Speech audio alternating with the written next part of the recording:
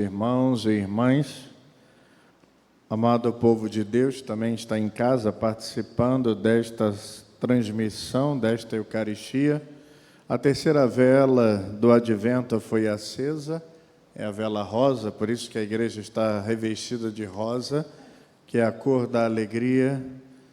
E essa liturgia nos remete ao fato de que não só estamos para viver a grande alegria do Natal do Senhor, mas colocando a palavra de Deus em prática, vivemos na liturgia, na vida, essa alegria, que nos estimula também a caminhar para a eternidade. Nesse terceiro domingo, então, do Advento, predomina esse tema, que é o tema da alegria. Este domingo também é chamado pela igreja de Gaudete, como na Páscoa Letare. Gáudio quer dizer também alegria, por causa também daquela antífona de entrada que está lá, alegrai-vos sempre no Senhor. Reparem que este texto se repete na segunda leitura, se manifesta também na primeira leitura com o canto da alegria, mas também o oremos da missa de hoje remete um pouco dessa alegria que brota. Por isso a liturgia nos convida a nos alegrarmos pela vinda do Messias, e ele está próximo, por isso celebramos com júbilo. A alegria que nos invade hoje deve ser também uma alegria contagiosa, é uma alegria que transborda o nosso coração e atinge também o próximo irmão. Assim, a alegria cristã, queridos irmãos e irmãs, vai ser sinal de libertação, de salvação, de amor, de vida nova, de conversão, mas também de vitória. Vitória porque após o castigo do povo, por causa dos pecados, principalmente do afastamento do povo aos preceitos divinos, que causou o exílio e a escravidão, o profeta hoje anuncia a alegria, anuncia a salvação. Agora, aqueles que estão no exílio retornarão. Por isso, o convite de alegria. O anúncio de Paulo também, na segunda leitura, não poderia ser diferente. Ele disse, alegrai-vos. São os últimos conselhos de Paulo à comunidade de Filipenses, e eles eram alegres, porque tinham a certeza de que o Senhor estava próximo.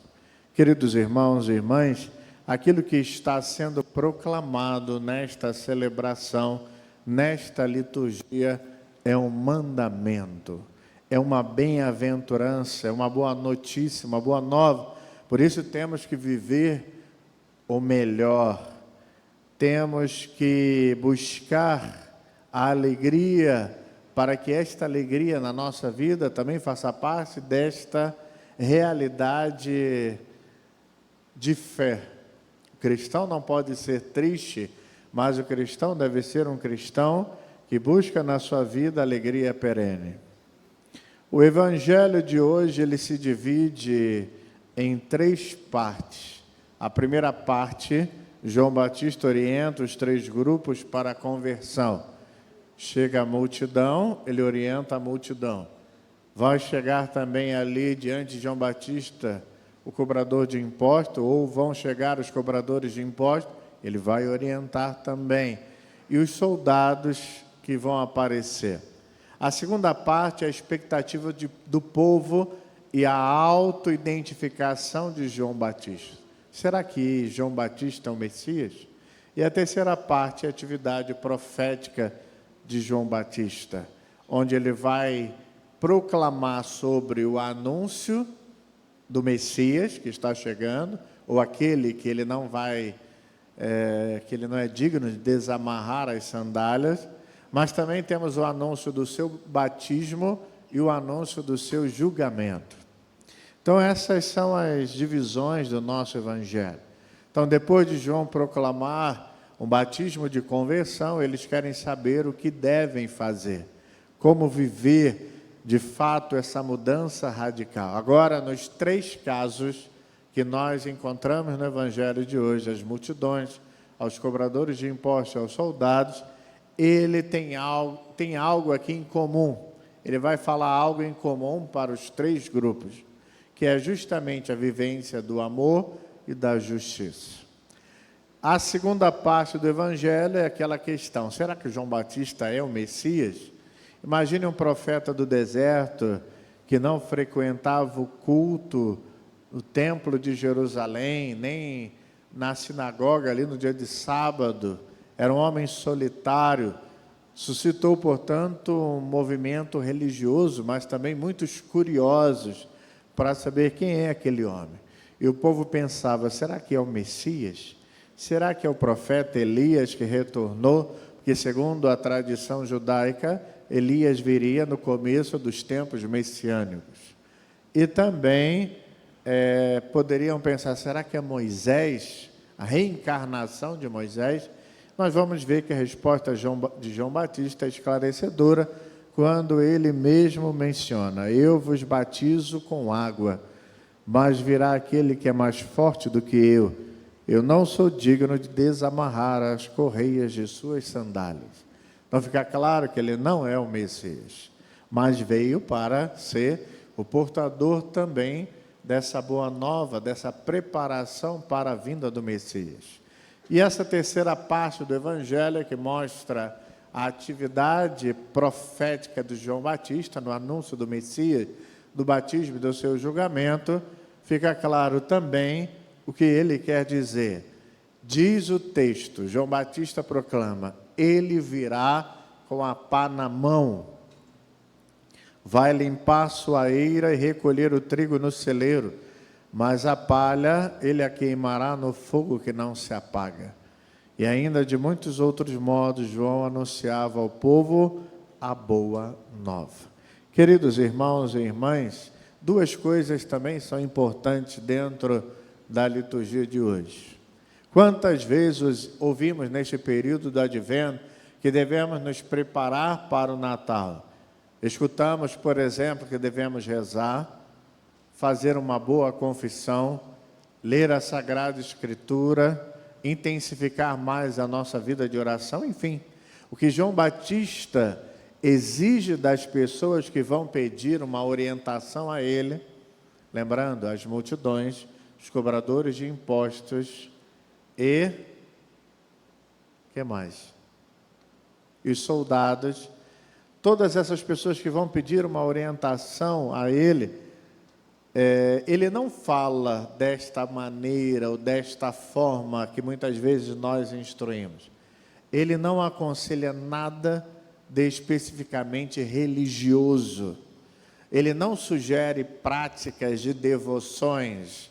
Ele exige uma coisa mais concreta. Vamos ler o texto lá no versículo de número 10. O texto diz assim: as multidões perguntaram a João: que devemos fazer?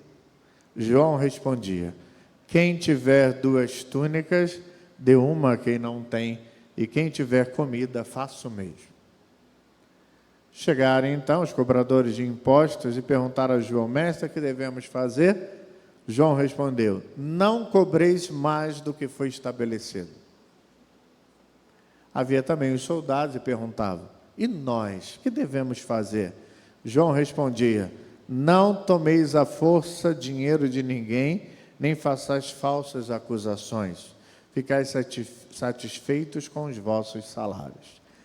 Então, ele vai dizer ao povo: quem tem 2 túnicas, dê uma a quem não tem, quem tem o que comer, faça o mesmo.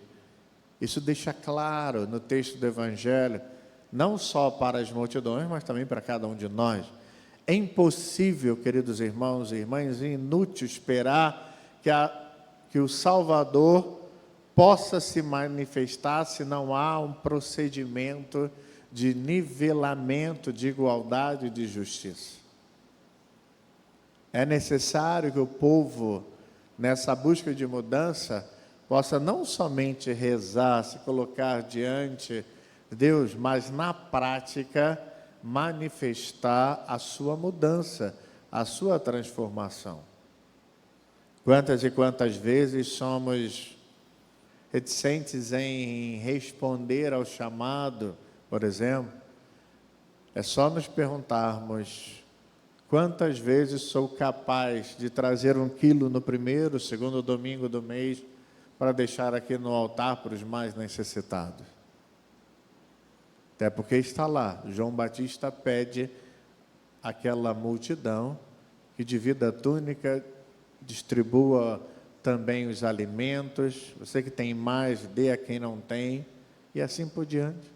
Algo concreto que podemos realizar e que muitas vezes não realizamos. Da mesma forma com os publicanos, o segundo grupo. O publicano, ele é o símbolo daquele que administra o dinheiro de uma forma mais esperta do que os outros. Ele consegue enganar e prejudicar, se aproveitando de vantagens. E aí a gente se pergunta de fato, né? Como deverá preparar-se para o Natal a pessoa que segue por esses caminhos? Será suficiente recitar algumas orações? Se eu, na minha vida, passo por certos pecados, problemas, enfim, será que é suficiente recitar algumas orações para eu me preparar para o Natal? E por último são os soldados. Esses eram mal remunerados, como muitos, né? Maltratavam as pessoas, abusavam das moças, extorquiam dinheiro e humilhavam as pessoas. A esse grupo, o Batista pede que não maltratem ninguém e que se conformem com os seus salários. Lá no versículo 14, e nós que devemos fazer, João respondia, não tomeis à força o dinheiro de ninguém, nem façais falsas acusações, ficais satisfeitos com o vosso salário. Amados irmãos e irmãs, o que João Batista quer ensinar para cada um de nós hoje é essa radicalidade de quem busca a conversão. Ao mudar a vida, ao buscar a conversão, eu devo buscar esta radicalidade. Eu não posso ser uma criatura nova, um homem novo, não dizendo de fato que sou um verdadeiro cristão, possuindo fé. Ao contrário, a minha conversão exige de mim também uma transformação radical. Eu pergunto, o que João Batista diria para aqueles, por exemplo, que traem as suas esposas? Ou que traem seus maridos? O que João Batista diria, como disse às multidões, aos cobradores de impostos, aos soldados? O que João Batista diria para aquelas famílias que têm gato em casa, na luz, na água, mete gato, sei lá o que tem de gato por aí? O que João Batista diria, por exemplo, para aqueles que não pagam seus condomínios, prejudicando os outros moradores? O que diria talvez João Batista para aqueles que bebem desenfreadamente? O que diria João Batista para aqueles que não vivem um namoro santo? O que João Batista diria talvez para aqueles filhos que agridem seus pais, que abandonam seus pais, que desprezam seus pais? O que João Batista diria para aqueles que nunca são caridosos, não trazem alimento, nunca ajudam? O que João Batista diria para aqueles que não são tolerantes, são sempre intolerantes? Será que ele dizia assim, reza uma Ave Maria, reza um Pai Nosso, reza a novena de Natal? Ou ele diria uma mudança, exigiria uma mudança radical? É o que a liturgia de hoje nos apresenta. E o último aspecto, queridos irmãos e irmãs, é a alegria do cristão. A alegria do cristão não deve ser confundida com gargalhada. Há muitas alegrias que não são cristãs. O Batista, ele nos indica o caminho que permite ao nosso coração ser inundado da verdadeira alegria. Basta que preparemos a vinda do Senhor na nossa própria vida, mediante justamente a caridade e a justiça. Então, diante desse evangelho, duas coisas são importantes: a conversão radical ao amor, mas também a conversão radical à justiça.